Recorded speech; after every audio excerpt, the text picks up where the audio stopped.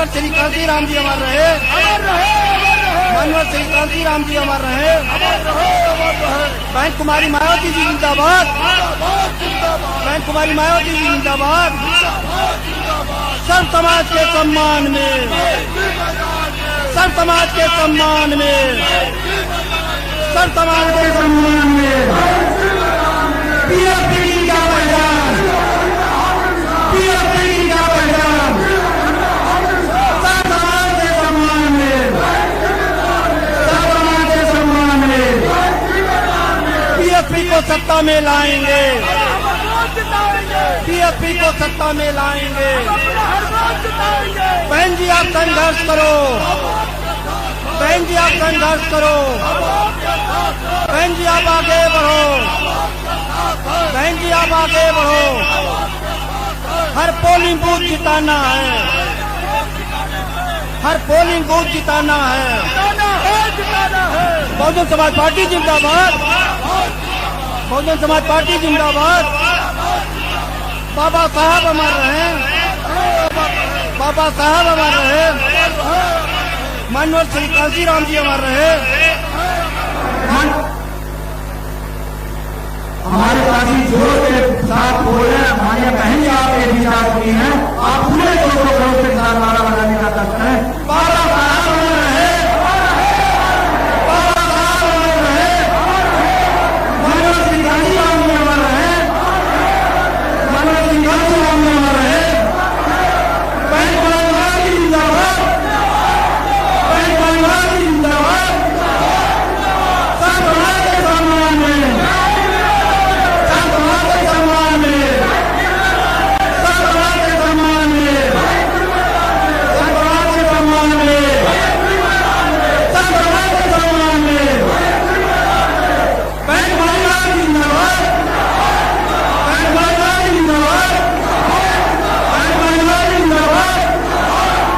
सब समाज के सम्मान में, सब समाज के सम्मान में, सब समाज के सम्मान में हमारे कांशीराम जी अमर रहे, बाबा साहब अमर रहे। बहुजन समाज पार्टी जिंदाबाद, बहन कुमारी मायावती जी जिंदाबाद, बहन कुमारी मायावती जिंदाबाद। सब समाज के सम्मान में, सब समाज के सम्मान में, सब समाज के सम्मान में बहन कुमारी मायावती जिंदाबाद, बहन कुमारी मायावती जिंदाबाद। सब समाज के सम्मान में। आप सब साथियों से चाहूंगा, हम सबकी यहाँ आसान मान्य बहन जी हम सबके बीच में आ चुकी हैं। दोनों हाथ उठा करके जोरदार ताली बजा करके मान्य बहन जी का स्वागत करने का काम करें।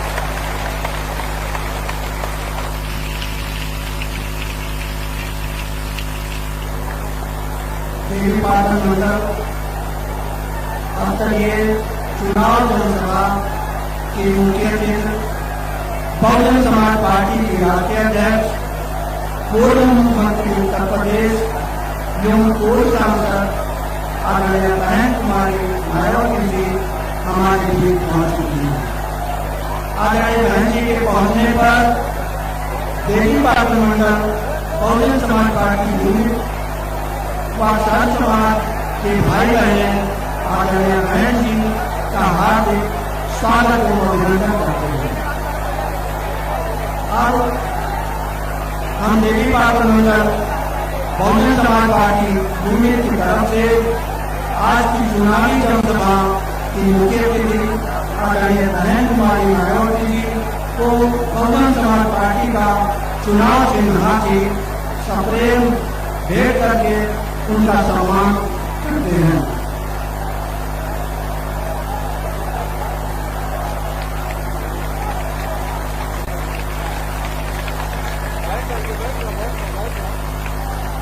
अब मैं ज्यादा समय न लेते हुए अनुरोध करूंगा आज की चुनावी जनसभा की मुख्य बहुजन समाज पार्टी की राष्ट्रीय अध्यक्ष प्रदेश की पूर्व मुख्यमंत्री व पूर्व सांसद जो करोड़ों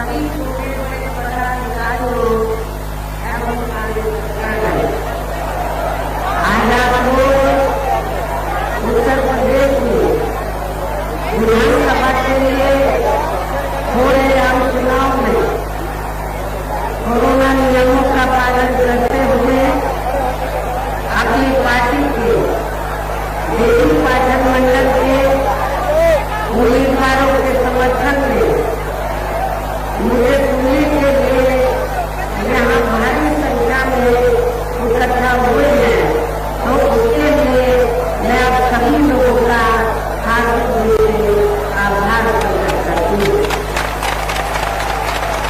और मैं सबसे पहले अपनी पार्टी के संबंध में ये कहना चाहूंगी कि हमारी पार्टी यह चुनाव उत्तर प्रदेश की सभी विधानसभा की सीटों पर अकेले अपने बलबूते पर ही पूरी तैयारी व जानकारी के साथ तथा जहाँ सन 2007 की तरह ही फिर से अपनी पार्टी की पूर्ण बहुमत की सरकार बनाने के लिए लड़े, ताकि आपको वर्तमान में भाजपा के चल रहे जातिवादी संगीत अहंकारी व तानाशाही वाले शासन से मुक्ति मिल सके। इसके साथ ही हमारी पार्टी ने पूरी की तरह इस चुनाव में भी जीएसटी से जुड़ी की तादाद को ध्यान में रखकर सिर्फ उसी अनुपात में ही यह सब समाज के लोगों को टिकट दीजिए। और अभी चुनाव में आप लोगों को अपना वोट कांग्रेस, बीजेपी, सपा व अन्य विरोधी पार्टियों को न देकर केवल अपनी एकमात्र विदेशी पार्टी जीएसटी को ही देना जो जरूरी है, इसे आप लोगों को समझना होगा। हालांकि इस संदर्भ में आप लोगों को ये मालूम है कि आजादी के बाद शुरू में काफी लंबे समय तक केंद्र व उत्तर प्रदेश सहित देश के अधिकांश राज्यों में कांग्रेस पार्टी की अकेली सरकारें रही, किंतु इनकी गलत नीतियों एवं गलत कार्य प्रणाली की वजह से ही अब ये पार्टी केंद्र में काफी राज्यों के साथ साथ यहाँ उत्तर प्रदेश की सत्ता से भी बाहर हो चुकी है। इसके साथ ही ये पार्टी जबरदस्त जातिवादी होने के कारण शुरू से ही खानवानों में खासकर यहाँ दलित, आदिवासी व अन्य पिछड़ा वर्ग विरोधी पार्टी हुई। और अभी इस कारण केंद्र में रही इस पार्टी की सरकार में, कांग्रेस पार्टी की सरकार में इन वर्गों की मसीहा व भारतीय संविधान के मूल्य निर्माता परम पूज्य बाबा साहब डॉक्टर भीमराव अम्बेडकर को भारत रत्न की उपाधि से सम्मानित नहीं किया गया, जिसके लिए वो हर प्रकार से पात्र थी।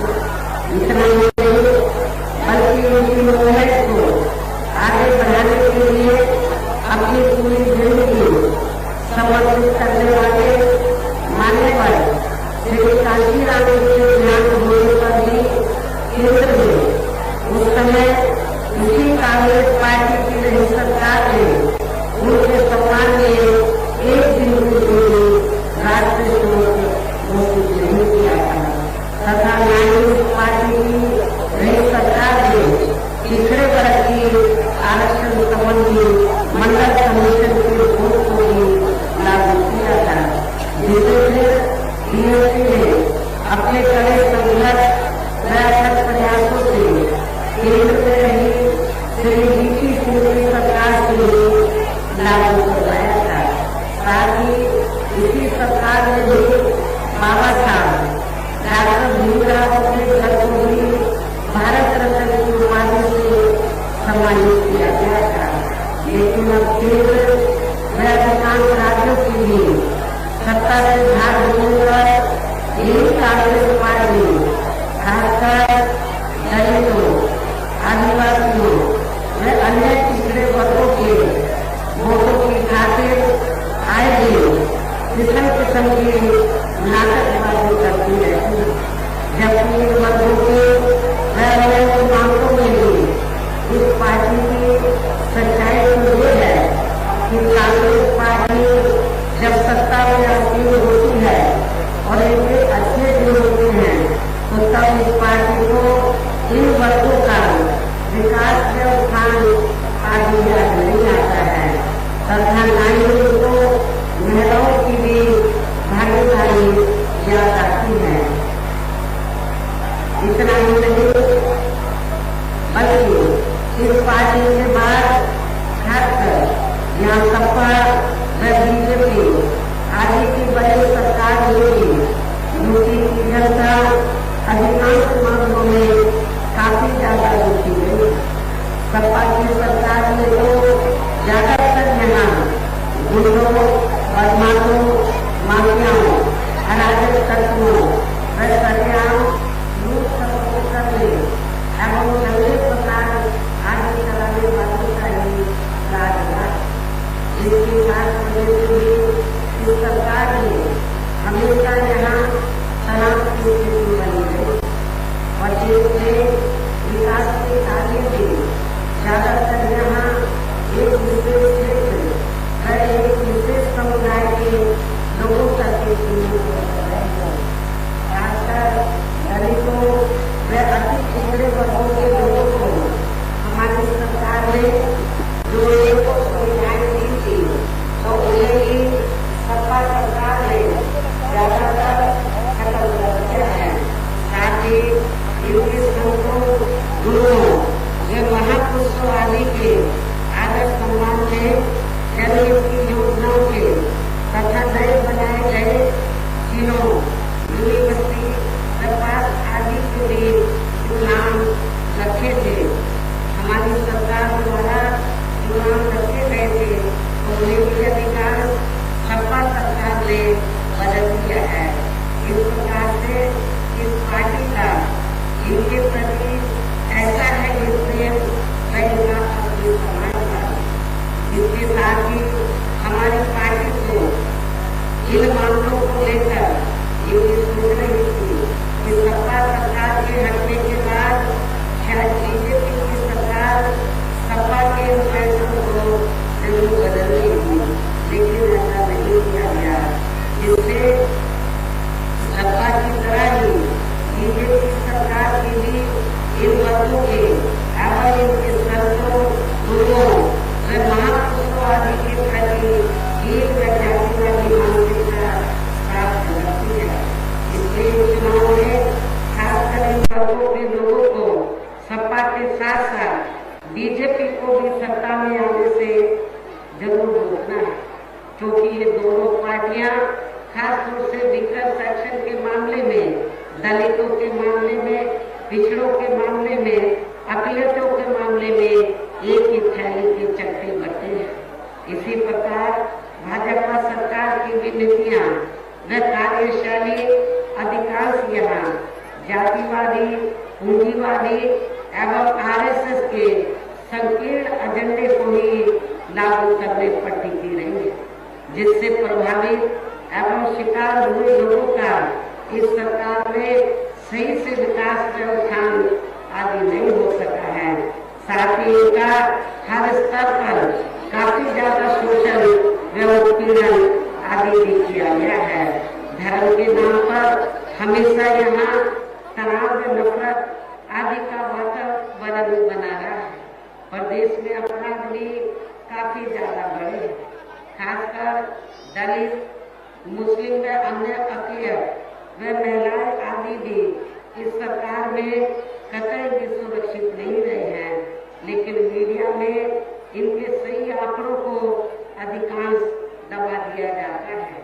इसके अलावा प्रदेश में गरीबों, मजदूरों बेरोजगारों व अन्य मेहनतकश लोगों के साथ साथ दलितों, आदिवासियों, अन्य पिछड़े वर्गों, मुस्लिम व अन्य धार्मिक अल्पसंख्यक समाज के लोगों के हित व कल्याण के लिए वर्षों से जो भी यहाँ सरकारी योजनाएं चल रही थी, तो उनका भी इन्हें वर्तमान भाजपा सरकार में सही से पूरा लाभ नहीं मिल पा रहा है। साथ ही दलितों व पिछड़ों को भी आरक्षण का पूरा लाभ नहीं मिल पा रहा है, क्योंकि अभी सरकार में भी ज्यादातर सरकारी कार्य प्राइवेट सेक्टर के जरिए ही कराए जा रहे हैं, जिसमें इनके लिए आरक्षण की कोई व्यवस्था नहीं है।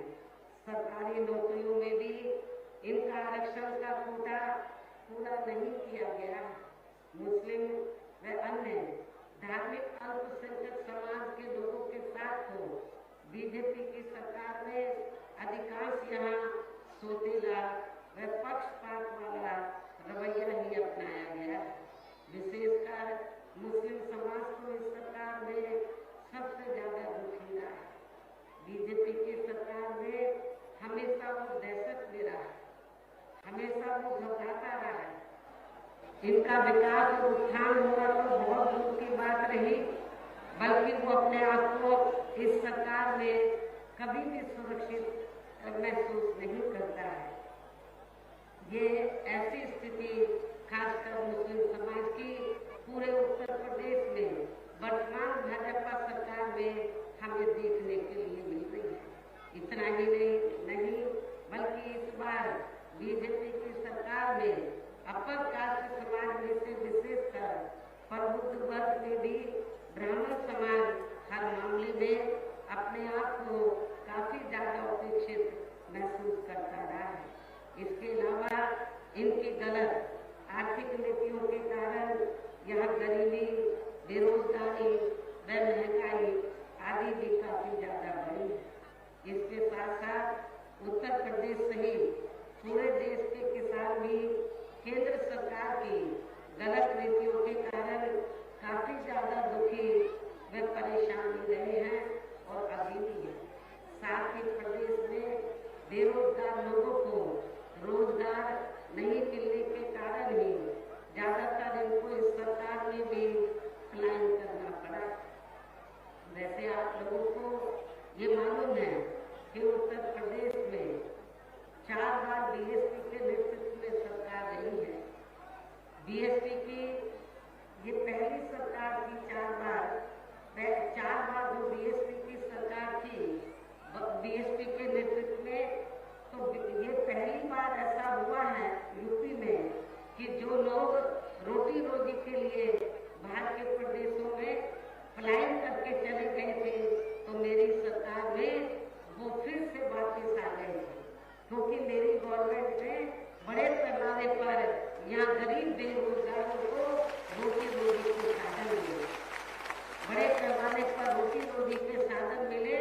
और जो लोग रोटी रोजी की तलाश में बाहर चले गए थे, उनको कुछ उम्मीद जगी कि यहाँ पर हमें रोटी रोजी के साधन मिल जाएंगे, हमें अपना परिवार छोड़ना नहीं पड़ेगा।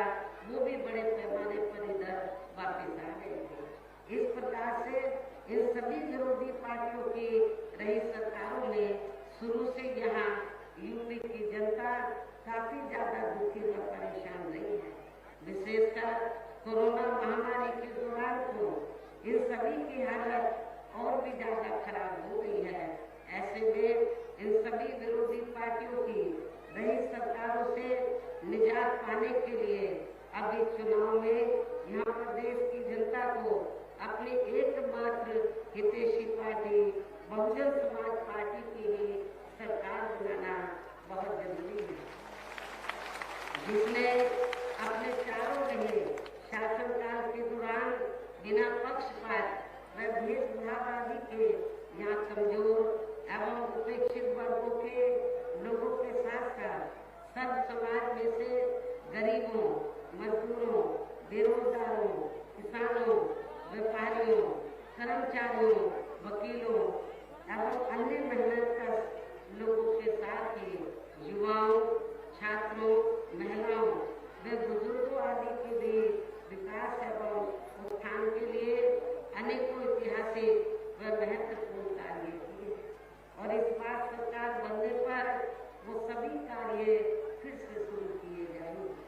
प्रदेश में खासकर गरीबी एवं बेरोजगारी आदि को दूर करने के लिए इस बार भी विशेष कदम उठाए जाएंगे। आप लोगों को बड़े पैमाने पर रोटी रोजी के साधन दिए जाएंगे। हालांकि हमारी नई सरकार ने यहाँ प्रदेश में गरीब एवं भूमिहीन लोगों को खेती करने के लिए फ्री सरकारी जमीन मिली है। आप लोगों को ये मालूम है कि जब उत्तर प्रदेश में 4 बार मेरे नेतृत्व में सरकार बनी तो यूपी में जो सरकारी जमीन खेती करने के लिए खाली पड़ी थी तो वो जमीन के हमारी सरकार ने 2-3 एकड़ के पट्टे काट कर यहाँ गरीब एवं बेरोजगार लोगों को खेती करने के लिए फ्री मिली। नियमों के तहत इन्हें आगे भी दिया जाएगा। पूर्व की तरह इस बार भी गरीब आवासहीनों को सभी सुविधाओं के साथ फिर से 2 कमरों के पक्के मकान में फ्री में बनाकर दिए जाएंगे। साथ ही इस बार भी देहातों व शहरों आदि को सभी जरूरी सुविधाओं से विकसित किया जाएगा। इस प्रकार से बीएसपी की रही सरकार में ऐसे अनेकों और भी ऐतिहासिक कार्य किए जाएंगे जो इस बार सरकार बनने पर आगे भी किए जाएंगे। जो हमने पूर्व में किए थे 4 बार अपनी हुकूमत में, वो कार्य आगे भी किए जाएंगे। इन कार्यों के साथ साथ किसानों को भी किसी भी मामले में निराश नहीं होने दिया जाएगा।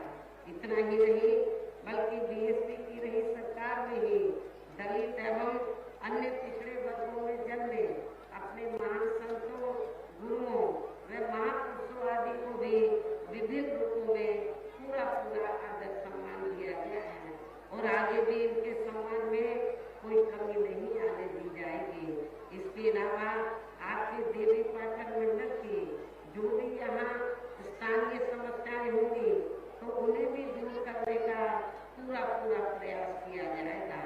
इसके साथ साथ केंद्र व यूपी सरकार के भी विवादित नियमों व कानूनों को यहाँ लागू नहीं होने दिया जाएगा। इसके साथ ही बीएसपी की सरकार बनने पर यहाँ बीजेपी व सपा आदि के शासनकाल की तरह कानून व्यवस्था को किसी भी कीमत पर खराब व लचर नहीं होने दिया जाएगा तथा हर स्तर पर यहाँ कानून द्वारा कानून का राज भी कायम किया जाएगा। जाति व धर्म के आधार पर यहाँ लोगों का किसी भी प्रकार से शोषण व उत्पीड़न आदि नहीं होने दिया जाएगा, जैसा कि वर्तमान में भाजपा सरकार में हो रहा है। खासकर कानून व्यवस्था को बेहतरीन बनाने के लिए विशेष अभियान के तहत यहाँ जाति व दलगत राजनीति से ऊपर उठकर गुंडों, बदमाशों, माफियाओं व अन्य आपराधिक एवं अराजक तत्वों को भी जेल की सलाखों के अंदर भेजा जाएगा, जहाँ मेरी सरकार में जेल के बाहर नहीं बल्कि जेल के अंदर ही सही जगह होती है। इतना ही नहीं बल्कि वर्तमान भाजपा सरकार ने जाति, धर्म व राजनीतिक द्वेष की भावना के तहत जिन लोगों को खासकर धरना प्रदर्शन आदि के नाम पर जबरदस्ती गलत धाराओं में फंसा के उन पर अनेकों केस चलाए हुए हैं, तो उन मामलों की सही से जांच करा के उनके केस भी खत्म किए जाएंगे। इसके साथ साथ प्रदेश में खासकर शिक्षा के क्षेत्र में व अन्य विभागों के भी कर्मचारी जो आए दिन अपनी मांगों को लेकर धरना प्रदर्शन एवं हड़ताल आदि करते रहते हैं, तो उन सभी मामलों को निपटाने के लिए एक आयोग का गठन किया जाएगा और उनकी सही मांगों को मान लिया जाएगा, जिसमें कर्मचारियों की पुरानी पेंशन योजना को भी लागू करने का मामला शामिल है,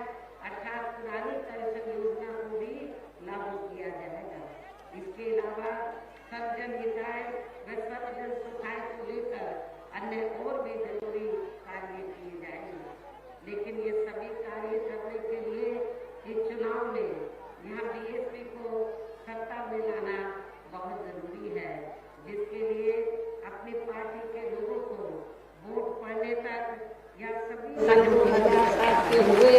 विधानसभा चुनाव में उस समय मीडिया में जो बीएसपी को लेकर ओपिनियन पोल व सर्वे आदि दिखाए गए थे, तो जब रिजल्ट आया तो वो गलत साबित हुए। उस समय बीएसपी को ये तीसरे नंबर पर दिखा रहे थे, लेकिन जब रिजल्ट आया तो बीएसपी नंबर 1 पर आई और एब्सोल्यूट मेजॉरिटी की सरकार बनी। मुझे पूरा भरोसा है कि इस बार भी आप लोगों को इनके ओपिनियन पोल सर्वे आप लोगों को गलत साबित करके दिखाना, ये आप लोगों को जरूर गलत साबित करना है। इसके साथ साथ यहाँ मैं ये भी कहना चाहूंगी कि अब पिछले कई दिनों से यहाँ चुनाव को प्रभावित करने के लिए विशेषकर बीजेपी, सपा व कांग्रेस पार्टी जो घिनौनी राजनीति कर रही हैं, तो उसके बहकावे में भी आप लोगों को कतई नहीं आना है। और वैसे भी ये मामला हमें अदालतों आदि के ऊपर ही छोड़ देना चाहिए, तो ये ज्यादा बेहतर होगा।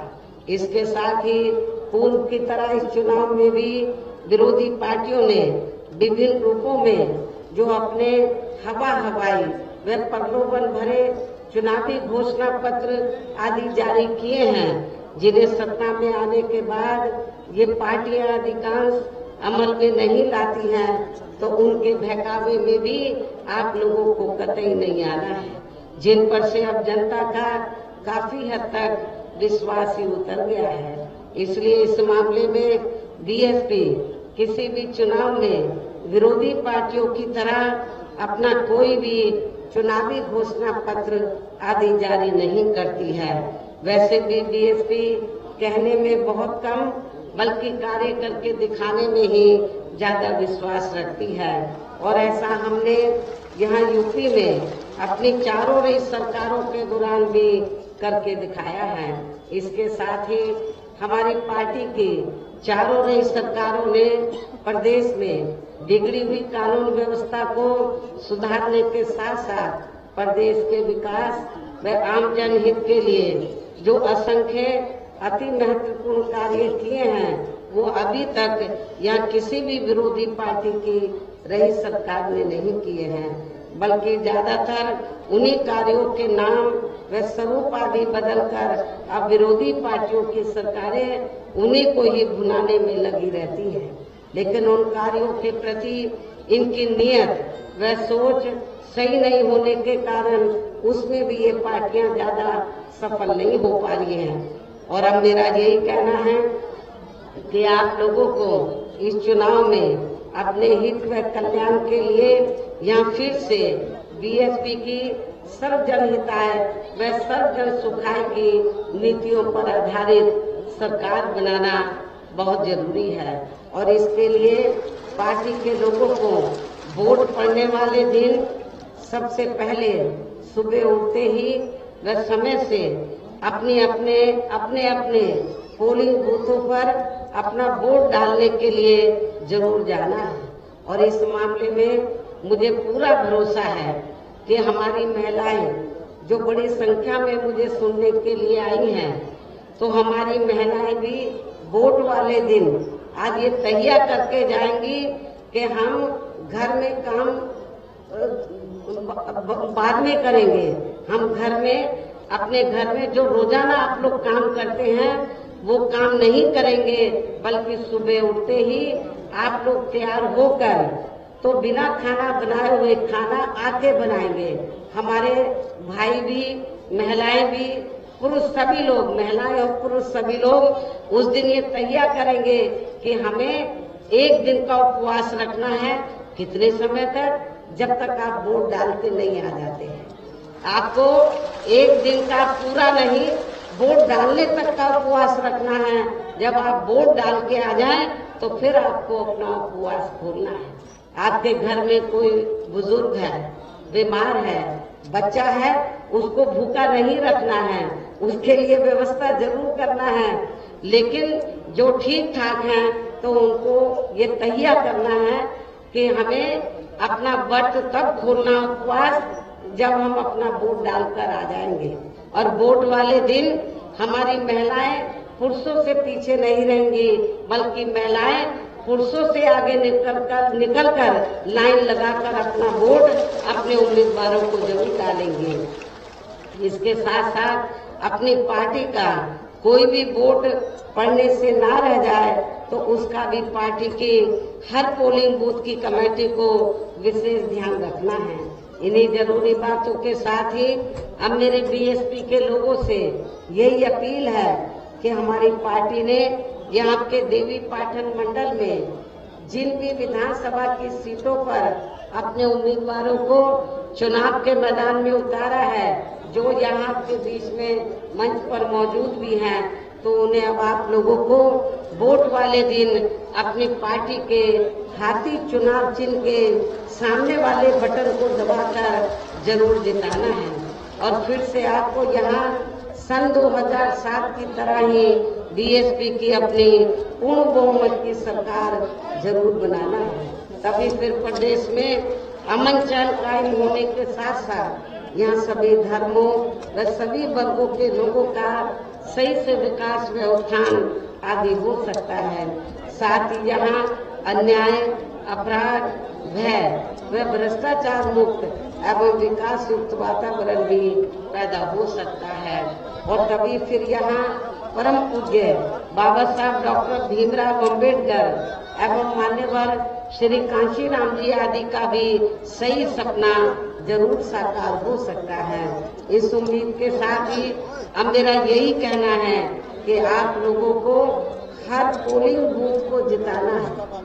आप लोगों को हर पोलिंग बूथ को जिताना है, बीएसपी को सत्ता में लाना है। हर पोलिंग बूथ को जिताना है, बीएसपी को सत्ता में लाना है। वैसे आज आप लोगों के जोश को देखकर, आपकी भीड़ व भीड़ के जोश को देखकर मुझे ऐसा जरूर लग रहा है कि आप लोग बीएसपी के नेतृत्व में अपनी 5वीं बार सरकार जरूर बनाएंगे। बीएसपी के नेतृत्व में अपनी 5वीं बार सरकार जरूर बनाएंगे और अपनी बहन जी को 5वीं बार उत्तर प्रदेश का मुख्यमंत्री जरूर बनाएंगे। मुझे पूरा भरोसा है।